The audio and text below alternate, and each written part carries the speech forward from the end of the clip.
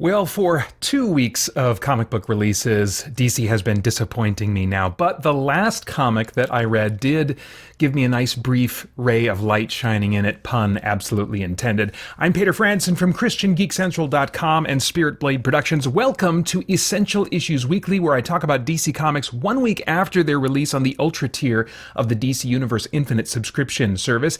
In each installment, I pick an assortment of comics to talk about as a DC fan and also explore what, if anything, they have to say about the essential issues of real life. Now, warning, full spoilers for everything that I talk about. This is your first and only warning. Right now, we're taking a look at comics originally released to the Ultra tier on April 16th and April 23rd, and originally published on March 19th, March 26th, and the first one, actually simultaneously released on digital and on April 16th. This is going to be kind of rapid fire. I've got some notes to go through, 2 weeks to cover. I didn't want to cover the issues last week because I just didn't have anything really positive to say, and the one thing that I was going to talk about is like, I don't want to make that the title of my video. So I stored up. I thought I would maybe have some more comics that I could talk about this week that I enjoyed, but not really. It was a lot of them falling flat in the last 2 weeks, which is kind of a bummer. Anyway, so first up, we've got Summer of Superman Special #1, and in this issue, Lana Lang, and John Henry, their wedding is like the backdrop of this issue, and Clark's also like focusing on stuff of like flashbacks to Clark's childhood love of Lana sort of being interrupted by super-related stuff. There's a brief moment of forced feeling lesson for the kids at home about taking care of planet Earth that felt a little bit weird. This start of the Summer of Superman, which I'm sure is meant to coincide with the big release of the movie coming out, it's getting off on the wrong foot for me by feeling just kind of inconsequential, and then in a brief moment a little bit preachy. I'm just like, man, this is not getting me hyped for Superman this summer. So it's kind of an oddity, but that's Summer of Superman Special #1. Next up, Batman and Robin Year 1 #6. This one I thought was okay for my tastes. Dick Grayson goes off on his own. He gets kidnapped, but he frees himself before Batman kind of even has the chance to quote-unquote save him. But it still cost them time and resources in their investigation of the ongoing stuff that they're trying to solve. And so that causes major conflict. Batman nearly fires Dick, but Dick opens up and reveals the anger that's really driving him. And so there is this point of connection because he and Bruce says that they have that in common. And then he says that as he thinks about it, he may not be meant to help Dick, but instead they are meant to help each other. And that's kind of a nice moment in theory, but it's executed here with too much smiling and simplicity of the characters. I wanted this to feel more like a moment that really cost Bruce something to be transparent and open up there, and it just felt a little bit too smiley. So wasn't really quite feeling this one either. That's Batman and Robin Year 1 #6. Next up is The Question All Along the Watchtower #5. This is the one that I was like, I don't want to make the title of my video about what I have to say here. It was just kind of tricky. Anyway, the Superman villain nostalgia that's been happening in this comic, bringing back kind of 90s villains of Superman, it runs dry for me at this point. And the hinge moment of the story in this issue involves overcoming and this ultimate Batwoman, showdown, overcoming that with a kiss between two women, and I'm not remotely invested in that kiss or that relationship. What amplified my problem was the original question showing up, Charlie something or other. He's got his mask on, he's speaking in clipped sentences, he's feeling very mysterious, and it just highlighted the contrast of the original question and Renee Montoya. There is nothing mysterious or quirky about Renee Montoya as the question to me, and she has had her mask off a ton in this series so far, certainly compared to what we were used to with the original question, at least what little I've seen of him in various iterations. Batman then calls the original question when he shows up other question, Like Renee's the default question, and the other question is the other question, and that just felt so wrong to me. I'm not even a fan of the original question. I just know that this guy's been the question for decades, and then it was around the 52 weekly series that Renee Montoya became the question. I can't remember if the original died or what, but anyway, this just felt so wrong to call the original guy the other question. In almost an instant, the original question, when he shows up here, is instantly more quirky, mysterious, interesting, and question-like to me than Renee Montoya has ever felt as this character. I'm not going to root for gay relationships in fiction, but I can root for a hero that happens to be gay, or any hero, if they are an interesting character. And Renee Montoya, as the question, is just not at all interesting to me. And so at this point, I'm out. I'm not planning on reading number 6 in this series. But that's the question all along the Watchtower, number 5. Next up, Detective Comics 1095. We finally get to the bottom of this serum, this kind of special treatment that is able to reinvigorate someone's youth. Well, it's being accomplished through child vampirism, through sucking the blood out of children, basically. And Bruce Wayne was the unknowing beneficiary of this particular process. And so he feels the conviction to take this knowledge to Clark Kent so that Clark can report on this to the planet. Yes, that does mean that Bruce Wayne is going to be in the crosshairs of the public eye since he's a known beneficiary of this procedure. But nevertheless, Bruce wants to get this out in the open. And so I appreciate that as kind of an interesting story move. Also interesting, Joe Chill is brought back into the story. Joe Chill, of course, is the guy that killed Bruce Wayne's parents, but it was more of a crime of desperation or passion or something like that than like a mustache twirly pure evil type thing, as we would typically think of pure evil. And when he's brought back in, there's this potential new motive at the same time for his murdering the Waynes. And it's suggested, but ultimately it turns into nothing. So yeah, it was neat to be reminded of Joe Chill and this backstory of Bruce Wayne. I think that is important to go back to what haunts him, what motivates him, even if you're not retelling the whole origin story. So I appreciate that, but I just maybe wish that a little something more was done with it that was lasting or interesting or something. There were 2 character moments that made it worth reading this issue. One was when Bruce is in the Batcave. The security systems alert him that there is pressure being exerted on the exterior gate and stuff like that, and it's like pressure, 100 pounds of pressure, 500 pounds of pressure, 3 tons of pressure. It keeps escalating, and it's just being talked about in terms of pressure, and eventually Bruce is like, dang it, and he knows exactly who it is. It's Clark Kent, who just wants to get to see him because Bruce has not been making himself very available. And so that was just kind of a neat character moment where Bruce just knew who it was based on what was happening to the security system. And another cool character moment is where it comes out that Bruce, Batman, knows everything about where Joe Chill is at all times. Now, I didn't even know before reading this. I couldn't remember that Joe Chill was alive or that he was out of prison, but I guess he is both and has been for a while, so maybe he got parole at some point and has just been making his way in Gotham City. And it makes perfect sense in light of that we find out in this issue, Batman always knows where Joe Chill is. He knows where he is. He knows what he's been up to. He's tracking his data. I mean, it's like, that was just a great character moment. Again, without retracing the origin, being reminded that this is haunting him all the time. And he's probably always on the edge, ready for some excuse to bring the smackdown on the guy that killed his parents, So I just love that sense of unresolved burden and tension. So that's Batman Detective Comics 1095. And then we've got the first part of the Hush 2 story in Batman number 158. Now, I think this was a nice start for me. Batman and his allies have their security and infrastructure compromised in a way that suggests a foe that knows and tracks Bruce and Batman very intimately, which, of course, Hush fits perfectly.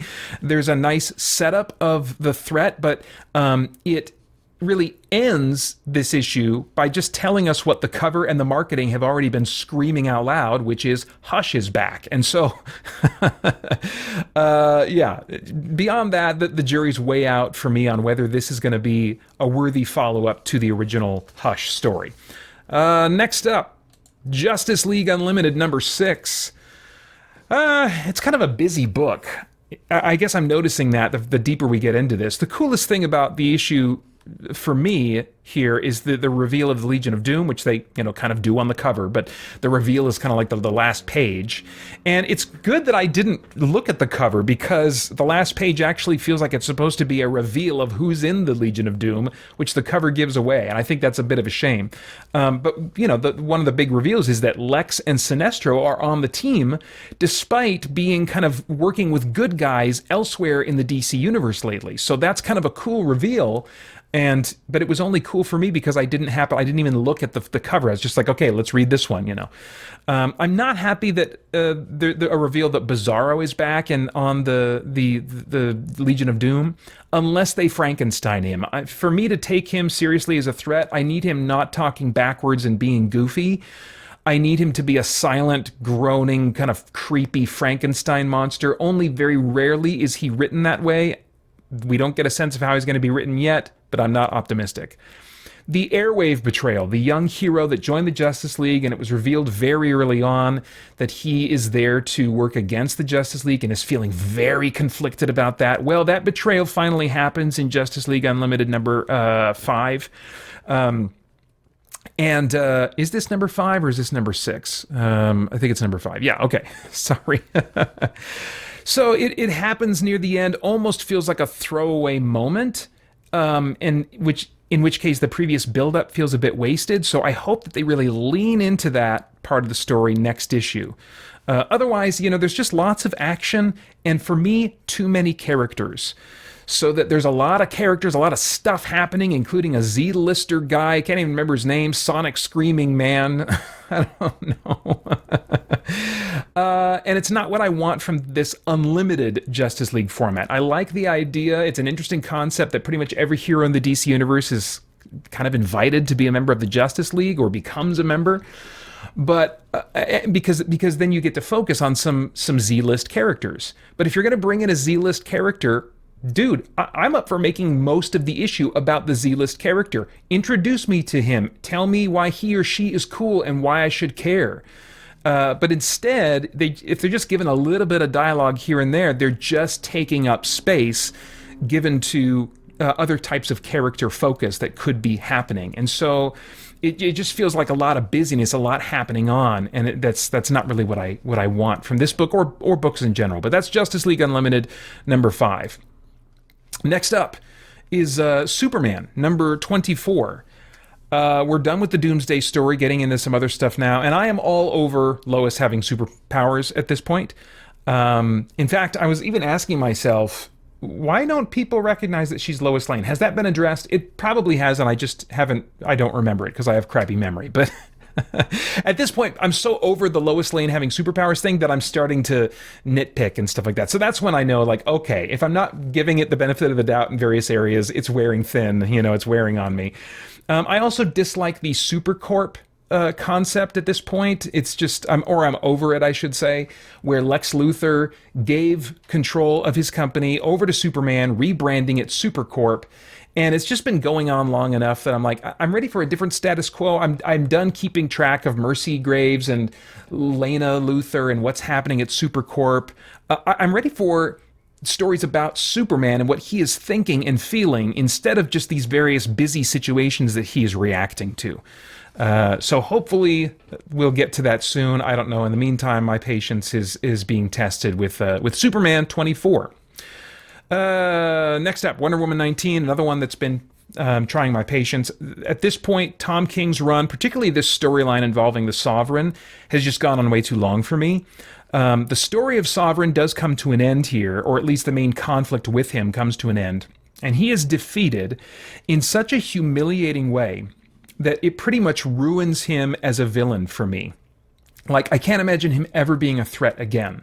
Like, even more so than Waller was so defeated and almost ruined as a villain at the end of Absolute Power. He just seems he started so strong as a threat, so imposing, and he had such a massive effect on Diana by orchestrating Steve Trevor's death. But he ends in this issue as like this sniveling, cowardly, and defenseless old man to the point of being pitiable. I mean, like really, I feel sorry for him and feel like Diana is maybe being a little bit too hard on him. You know, just in the moment when I forget all the crap that he's done. Of course, he's done horrible stuff and deserves a smackdown. But I mean, like, is Diana the one that should be giving that out?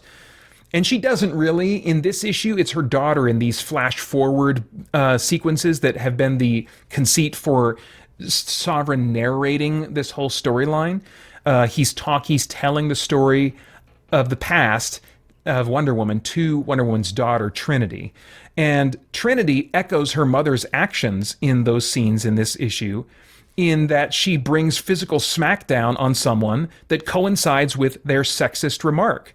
And so when I start seeing these kind of patterns emerging, the story here ends really feeling like, to me, a revenge fantasy against sexists rather than a powerful argument against sexism, which is, I think, the more useful way to go in storytelling.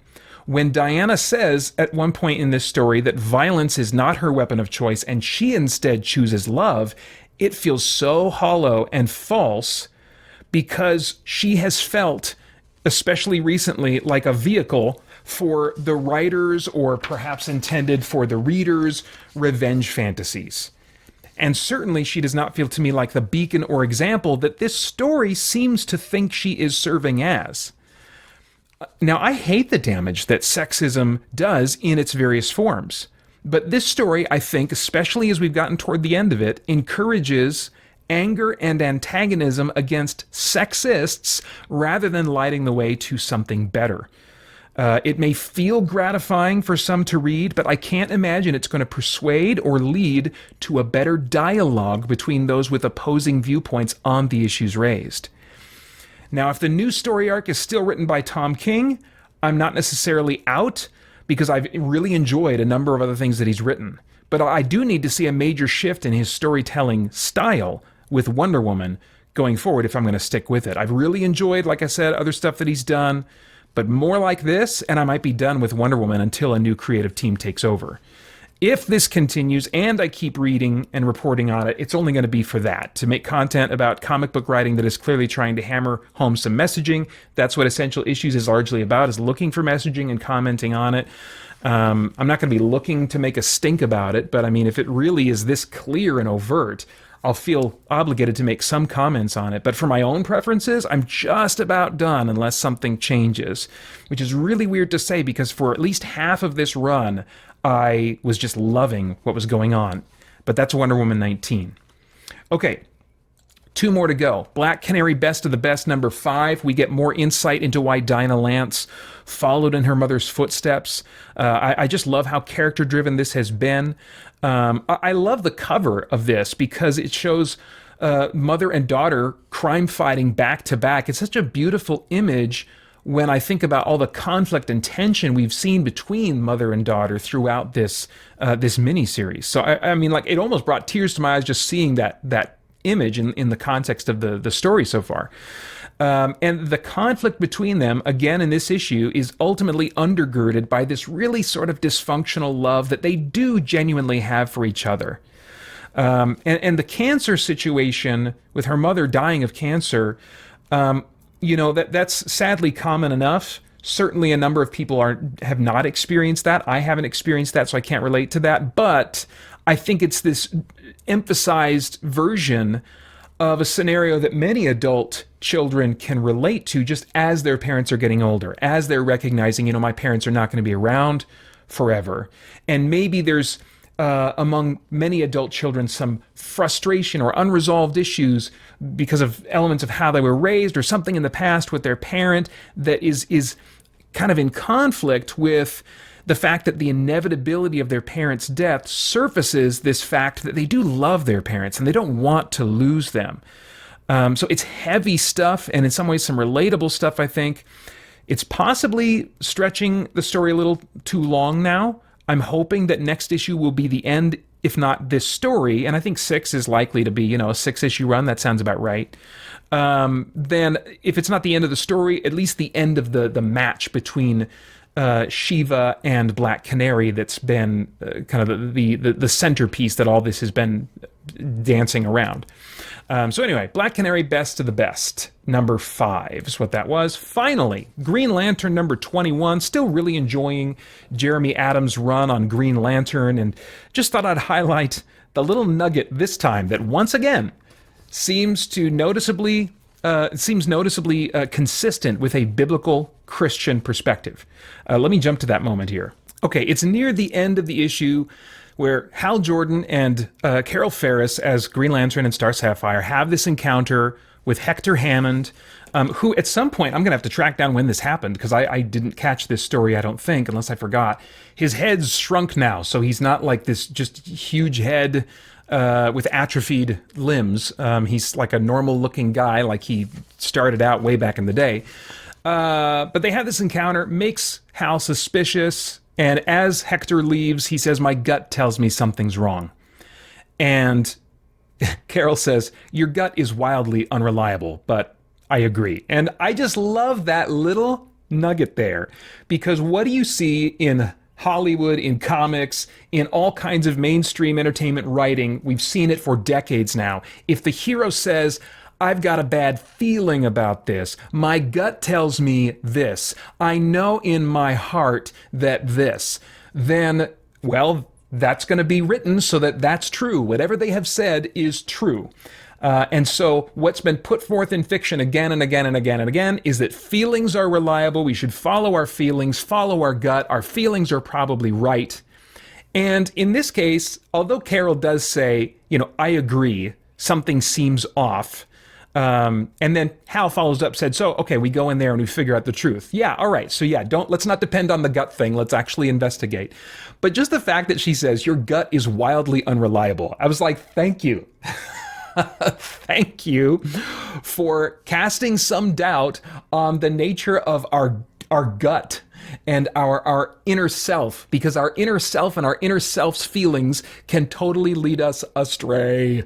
Jeremiah 17:9, I'm sure you guys, if you've been listening or watching my content for a while, heard me reference this ad nauseum, but it's been a little while, so here you go again. 17:9 of Jeremiah says, "The heart is deceitful above all things and desperately sick. Who can understand it?" We can't just go with our inner feelings, our inner thoughts. We've got to test those things against truth. So I just appreciate that. I look at that and I'm like, yeah, I don't know that you get it. This little comment by itself is I wouldn't read too much into it, but I mean, like, little stuff like this has led me to wonder for a long time about Jeremy Adams. Well, I have more to say about Jeremy Adams soon, after discovering something about him this week, so stay tuned for that. But for now, my ring selection for this week, yes, is the Black Ring. Just the overall, my feelings about the comics that I read the last 2 weeks has been like, meh, so that's what I use the Black Ring for, is meh, all right. I feel a little dead inside, I guess. A little flatline about these comics. But anyway, looking forward to what next week will bring. In the meantime, I'd love to get your thoughts in the comments below, but I think those are all of my thoughts on comic books for now. Thanks, bye-bye. For more chat about geek entertainment, answers to your questions, and news from the wider world of Christian geekery, get the Christian Geek Central podcast today on iTunes and other podcast services.